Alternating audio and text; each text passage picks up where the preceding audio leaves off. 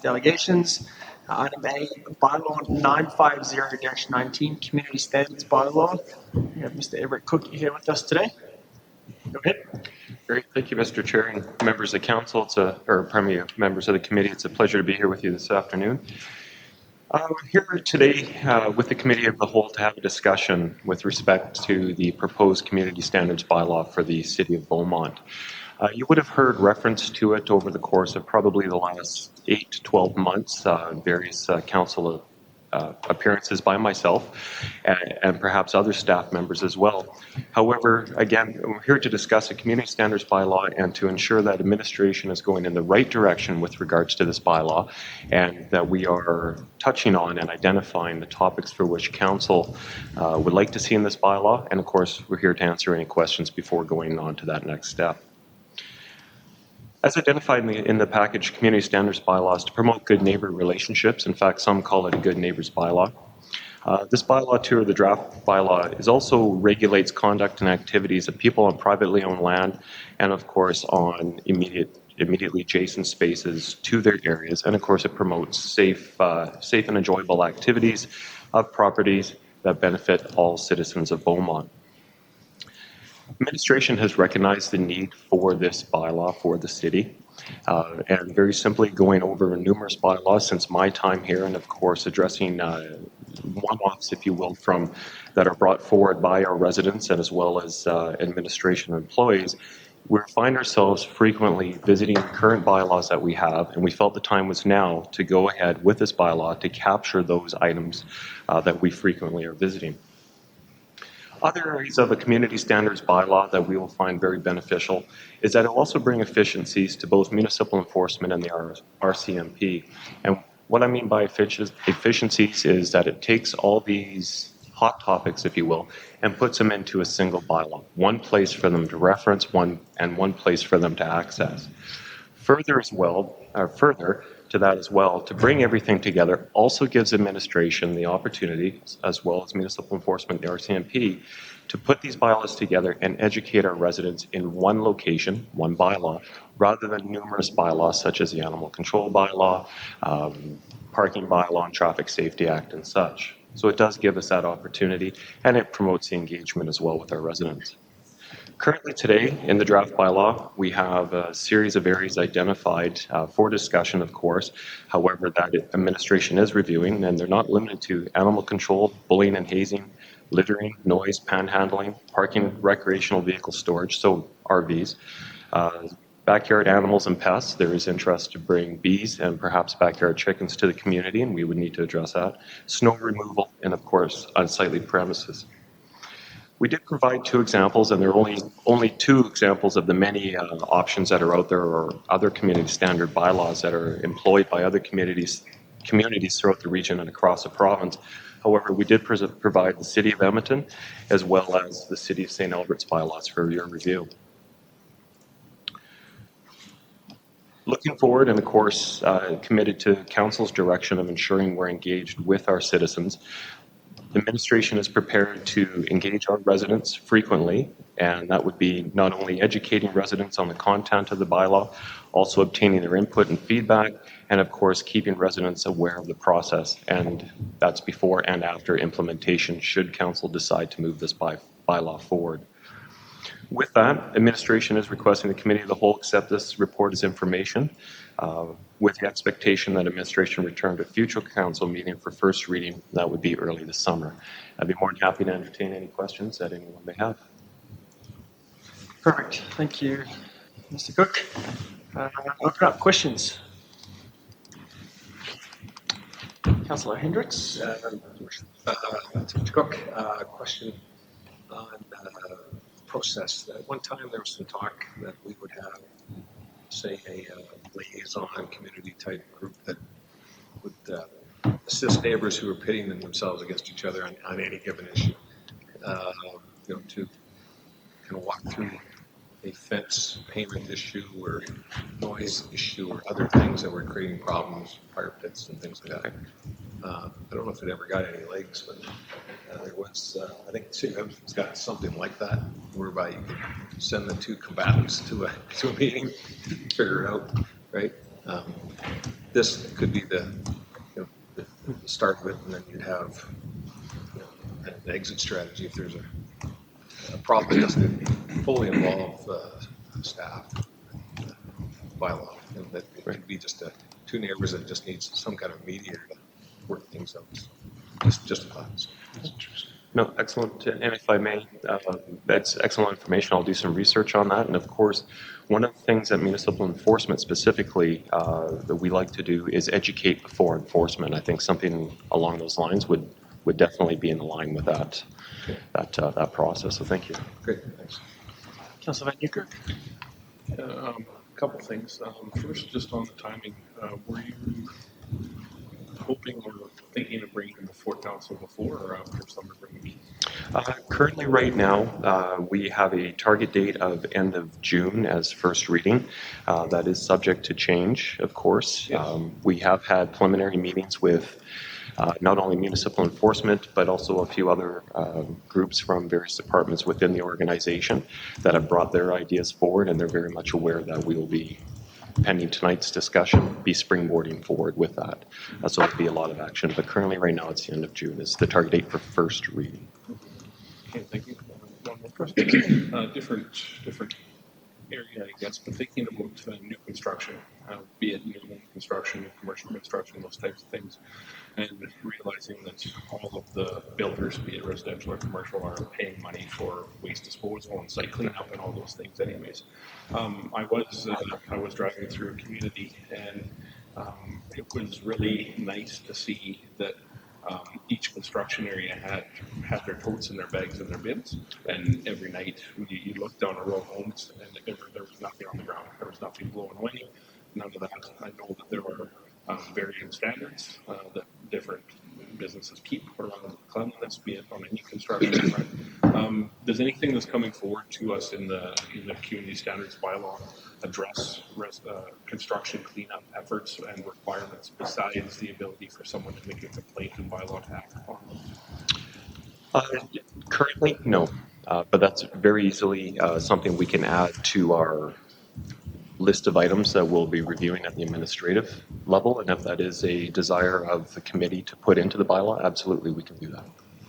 So just Eleanor, sorry, Ms. Mohammed. Addressed in the development permit, construction permit process. It's one of the conditions. They have to keep it clean. And then when it doesn't happen? Then it becomes an enforcement issue. More than likely, the call will come in to the development area, and then we'll call the developer, or if we need to, enforce the Would it be an inspection thing or a complaint-based process? Generally, at this point, I think it's more complaint-based, but our community is small enough that we end up driving by a lot of the new developments anyway. That's right. Yeah. So, yeah, but it is part of the conditions of their permits. Okay, thank you for that. So good discussion, but let's keep it to what's in front of us here. Did you have a comment? Just want to quickly add to what Ms. Mohammed has suggested, Eric, correct me, is we've got the bylaw enforcement person on staff now. Yes. So we'll be able to deal with more from an inspection perspective than just a complaint. Yes. Councillor Stout. Thank you, Mr. Chair. The bullet points listed there, can I assume that the community standards bylaw will cover all of those? Or That is what is proposed today, yes. thank you, because I noticed that in the attachments there aren't references to many of those points in either the St Albert or the Edmonton bylaw provider, and it gave me cause to wonder, are we just taking a subset, but we will take the full set? Again, pending the discussion here today, the intent was yes, these are all topics and points that were brought forward by various administrative staff for the city of Beaumont that wanted to focus on. And you are correct, there are the two bylaws I presented somewhat different. However, when you do research others, Stony Plain, for example, it's quite extensive, where it actually gets into a lot more detail, perhaps in some areas. So today, yes, that is what is in the draft bylaw. Thank you. Go ahead. Further, and following on from the last question, will this be predominantly, will enforcement of those bylaws, of those, whatever rules we put in for all these items, will enforcement be primarily complaint driven, or Is there any scope for an inspection? Um, Excellent question. As proactively as bylaw can today, driving through and touring, for lack of better terms, the community to identify bylaw infractions is one of the goals or targets that they do daily. However, we have been somewhat understaffed until just very recently, where we've been in a hiring process. So we've been short an officer. Very happy to say we are fully staffed as of June the 3rd. We'll be up to full complement. And the intent with that, or the intent, is to ensure that we are proactively patrolling the neighborhoods, looking for infractions, educating our residents. And again, that's where a bylaw that brings it all into one place gives us that tool. However, today and in the past, it has been somewhat, due to the shortfall in staffing, complaint driven. Thank you. So if I can just precede what you said. So the intent is to include an inspection, the possibility of inspection. That is the desire, yes. Resources, enforcement resources permitting. Correct. Thank you. Thank you. Okay, I did have Councillor Danilak first, and then. Thank you, Mr. Chairman. A couple of questions, if you don't mind. So, Chief, can you tell us, if you could, what is the current bylaw and structure for a citizen to have a complaint regarding recreational vehicle? And we've discussed this previously in various council meetings about in the future addressing this issue, but this is what the bylaw is going to do. What's the current procedure when someone has a concern about a car that's been parked on a lawn, for example, for more than a couple of days, or on the street, for example? What's the current procedure, and how might it change under the new bylaw? Okay. Current procedure is, in the event that a resident recognizes an issue or a bylaw concern with a recreational vehicle, if there's no bylaw officer immediately available there to call our bylaw enforcement number, and that takes us to the after hours number, not only, or pardon me, after hours, of course, but during the day they would be calling the detachment. A complaint or a request for a visit would be made to law enforcement, which would be attended by one of our members, and pending what they saw, or in the event it has been moved and a complaint is actually formally lodged by the individual calling out to bylaw, then a file would be open for bylaw to follow up on, and then they would be engaging that individual. By bringing everything under one bylaw, that would allow us to, again, focus on an area to better educate our residents. Also, too, it would help us not only educate, but also keep everything streamlined so that one bylaw, rather than visiting multiple bylaws on potentially one infraction, it would all be captured under one. Does the current bylaw procedure require the complaining citizen to be identified, or can they do it anonymously? In order for a complaint to be made, if it's made anonymously, an enforcement officer will visit. If they're unable to see or identify the complaint, they would then reach back out to the complainee. And at such time, if no formal complaint was made, that would be the end of the file. If a formal complaint was made, then all their personal information would be captured, confidentially, of course, and a file would be created. Okay, thank you. Second, follow-up question, thank you. I see on the list bullying and hazing.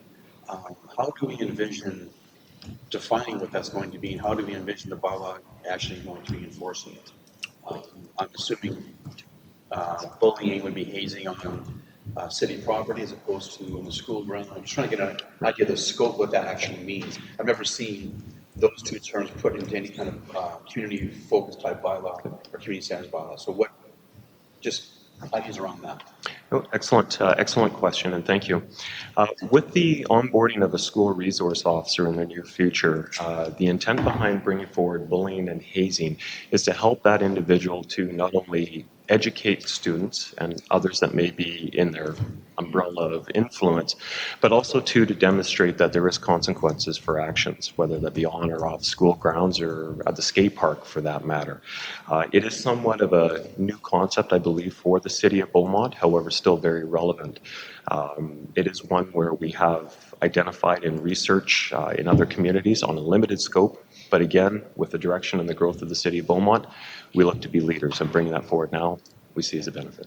My only thoughts are, none of us, I think, would in any way or form condone bullying or hazing. We all know kids who've been bullied and hazed at school, and it's unacceptable behavior. We all know that. My only concern might be is the city's ability to actually enforce that. For example, on the other parts of the list, recreational vehicles parked in the wrong spot, that's easily enforceable. Snow removal is easily enforceable. I'm not sure we have the ability to properly enforce bullying and hazing. I'm not saying we shouldn't do it, I'm just not sure we have the ability to do it. And I've just always just sort of, if we go down that route, I mean, we're all going to be in favor of stopping bullying and hazing. That's not an issue for us. The question is, how can we actually do it and do it effectively as a bylaw enforcement personnel from the city will do? Just a little food for thought. I think the idea is fine. It's more a matter of can we actually do it and be effective doing it. Thank you. Okay, Amir? Thanks. Okay, a couple comments. One, if we're looking for feedback on the list, I'm good with the list. I had the same questions about bullying and hazing as Councillor Damlock, so I'll be interested to see what that section will look like. So I'm just sort of skirting around the edges of it. So this one bylaw is meant to repeal a number of bylaws and put them all in one? Or is that what we're doing? It has that potential, yes. Because I know a lot of these items are covered in different bylaws within the community. So.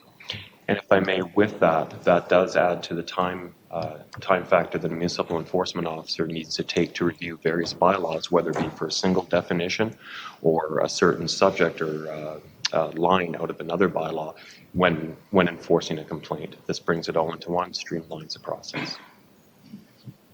Go ahead. Yeah, so I'm good with that. My questions have mostly been answered. I would like to see it come back to committee in the whole with the draft before we send it for first reading. Just because it's a very large, comprehensive document, and it might save some time and effort if we can see it first. And once again, a big public engagement process is going to be key. Yeah, so let me speak to that for a couple of things. So we've got one committee of the whole meeting left, being June, right? July and August no longer. So is that does that work for administration to be able to make that June 20 whatever date that is? Yeah, it's going to make it pretty tough to be able to do anything. How much consultation have you been able to get already? Well, we were planning first reading at the end of June. We do have a rough draft already began. To expedite the process by about a week, it would be the engagement of other staff and their availability. Yeah, so I'll go to you first. Yeah, I'm okay if the process slows down a little bit. This is a major change. It's a big one, so get before summer. Process-wise, that's one option. The other option is to give it first reading and send it back out for public engagement as prescribed by council. That's another option. We're going to come back with a draft before the end of June. Yeah, I think where the mayor's going is we've got 9 bullet points here. We've got no idea. So whatever comes to us in first reading there could be, oh, this is not what we expected at all, and then it's a huge significant change, right? So I see where you're coming from. You wanted to weigh in here, Councillor? Yeah, just 2 quick questions. Does the weeds get wrapped up in unsafe premises? Weed control bylaw or With weeds? Yes.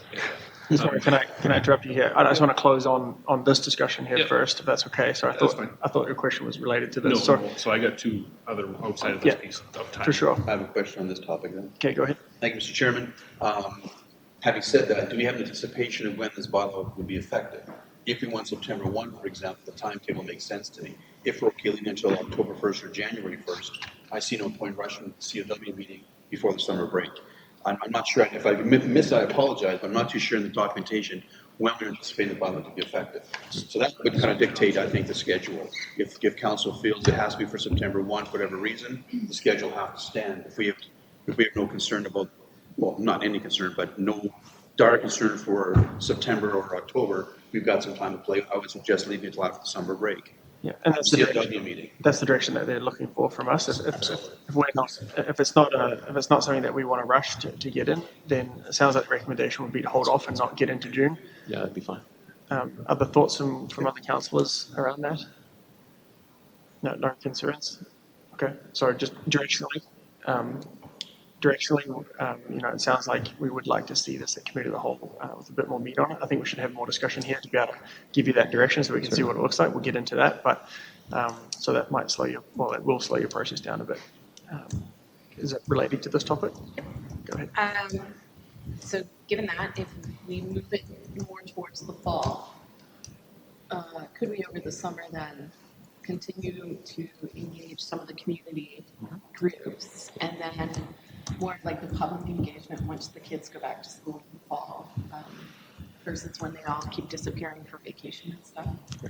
So then we would ramp it up more towards the fall. So in other words, what I'm trying to get at is that conversations would be occurring over the summer with different community groups. So you would hear about those conversations, but full-on engagement would then kick off really. Yeah, so it's a good flag for us, but essentially you guys are going to execute how you're going to execute. But we need, in order to have the proper public engagement, the wider public engagement, we need a document to be able to work towards, right? So you guys will continue to do what you're going to do, and then bring it back in the fall, have this community whole meeting before we have first reading and go from there. Excellent. Yeah, but good flag to note that these conversations are still going to carry on internally.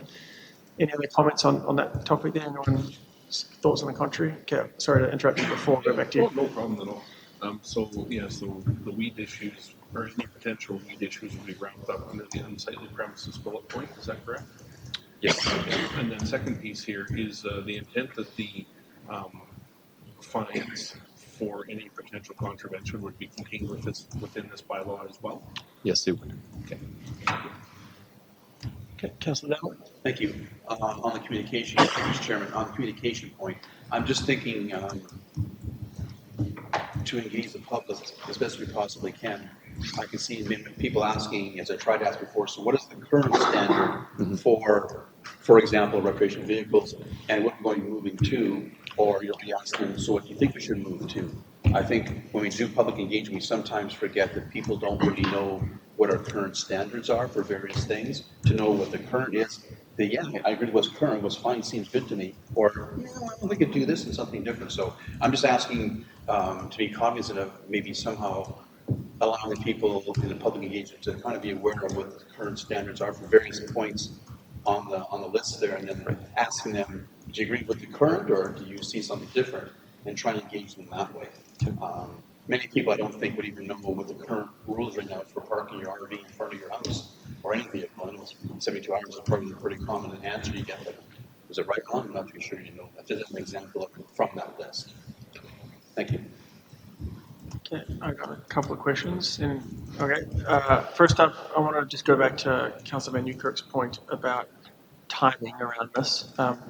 And so I think you've heard from us quite a few times that, if we get into first reading and to go out and do that engagement, right, let's make sure we've got that gap between, so we don't get on the second Tuesday of the month, and then second and third reading comes to us on the fourth Tuesday of the month, right, just to allow us and allow you to be able to conduct the engagement that you're going on. So just keep that in mind when we're looking at planning out the schedule for this, that 2 weeks from the time first reading comes to the time it's tough to be able to plan open houses and all that sort of stuff and do the outreach that we have. So that was just an information item. I did have a question though about animal control, maybe more of a comment. I'd be interested to see, so obviously there's a lot of comments or requests for a dog park here in town, and essentially what they're trying to do is find an off-leash space to be able to run their dogs.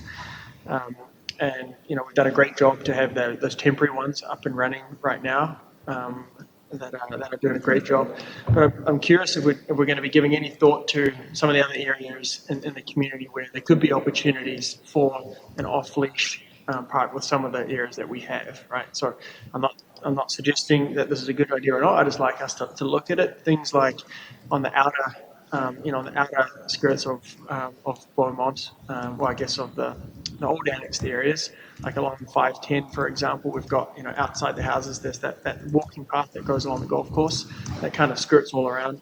Like that's all off on leash, and it's got signs up and fine. And so I'm just curious if we could look at that. If there are some parks in the area that we could consider saying like these could be places off leash where you can throw the ball for your dog or whatever, as long as you're a responsible dog owner, just like any other place. Just you've got to be cognizant of that, right? Going through St. Albert, and they have like even a kids park right there, but it's still off leash.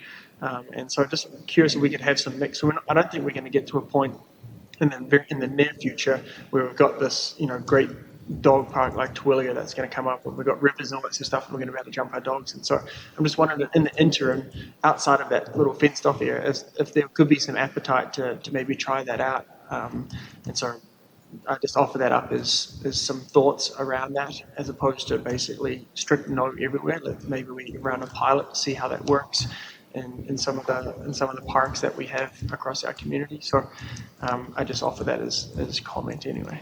Thank you. Questions? Yeah, Councillor Daniel. Thank you, Mr. Chairman. One more question, if you don't mind. Observation and a question too. I know you mentioned we'll be at full staff by June 3rd. That's going to be 3, I believe. Yes. By law enforcement officers. That's considered full staff for us. Correct. Thank you. I noticed that in the budget financial impact section of our presentation today, we talked about only about budget could be additional enforcement staff depending upon how in-depth the bylaw gets to. But I'm wondering, with 3 staff now, we should be able to, I think, handle this bylaw going forward on a proactive basis, rather than having to hire a 4th bylaw officer to enforce what we're already doing. Most of these items are already in various bylaws in administration already. All we're doing is bringing it all together now. So I'm assuming then, if the list is the same now in 6 bylaws instead of 1 bylaw, still the same officer should be able to enforce all items in 1 bylaw. We shouldn't need a 4th officer, is what I'm getting at. The budget impact says we will be fully staffed the first time in a long time, I believe, for bylaw. Should be able to enforce with 3, correct? Would you believe so? Currently, right now, our staffing levels is set to 3, yes, absolutely. And you are correct by saying that this information is found across numerous bylaws. The comment with regards to additional enforcement staff would be, as we go forward and we were to create this community standards bylaw, if we were to adjust any of the existing bylaws and adjust the regulations in our community, such as recreational vehicles, if we were to tighten up on that, that would take extra manpower or horsepower to enforce any changes that we do make with this bylaw to existing. That's where the comment comes from. It's just to prepare council in the event of.